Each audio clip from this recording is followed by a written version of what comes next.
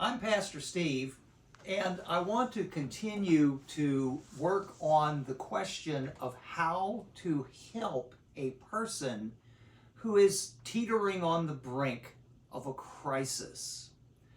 We see huge situations, horrible situations that come up and make headlines that everybody sees. The unfortunate truth is that for every one of those, there's dozens of others that are just small private catastrophes that people fall into. Some people will, when they are forced into really deep despair and stress and what I call existential crisis, some of them will act out violently, others will simply withdraw, just kind of quit. And there's all kinds of people out there who really are in crisis. Now, the first and most important point, rather than debating the politics of this thing, I highly recommend that leaders everywhere start talking about hope. Start talking about people helping people. You don't need to be an expert or a trained counselor to help a person who is in a crisis. All you need is to be available and to truly care about them and helping their situation improve. And so it all starts, in my opinion, with saying to somebody, "How you doing?" Now, we're accustomed in normal social discourse when someone says, "How you doing?" They say, "Well, I'm okay." Well, and you go, "All right, well, on about your business." You got to take some time. You got to take some time to inquire of a person. When you ask them how they're doing, just follow up on that.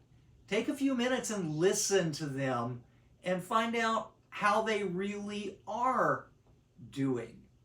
Now, you don't need to be an expert to help someone. I have offered and will continue to offer the very simple formula of validate, empower, and liberate.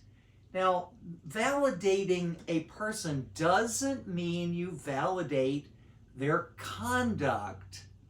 People can do bad stuff, and bad stuff is bad stuff. People can commit crimes, and crimes are crimes. The validation is an understanding of the person. Remember, people are not their conduct. They are people. Even if when you're talking to someone, you're only able to express a small portion of who and what you are. You have to reach to the heart of the person to try to find out, hey, how are you doing?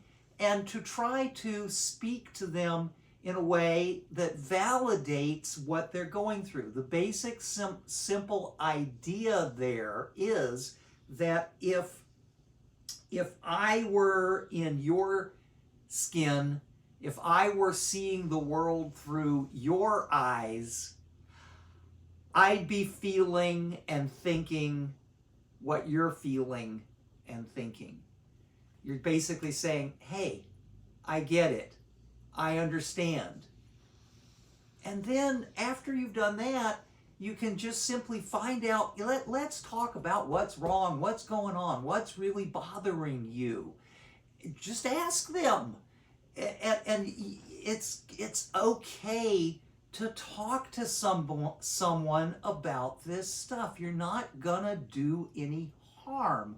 What you're gonna do is just help them process whatever it is they're going through.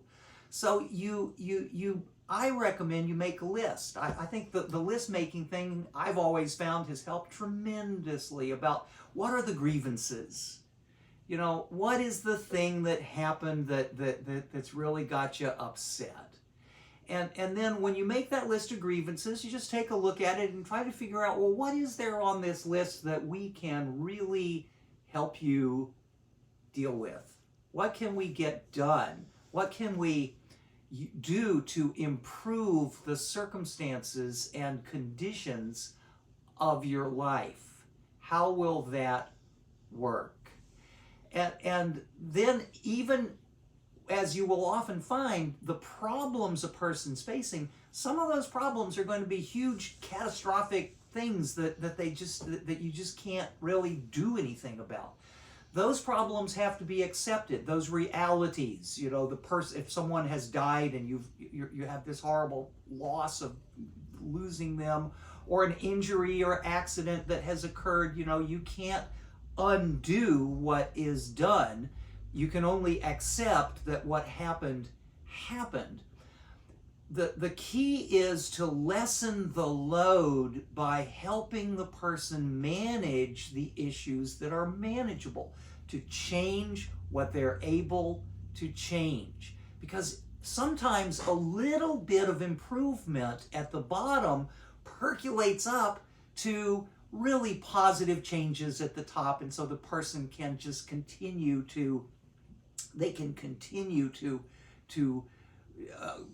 deal with what they're dealing with, as opposed to having been pushed beyond the limits, where they're now going to start either acting irrationally, or they're going to start withdrawing, or whatever the crisis is taking shape as.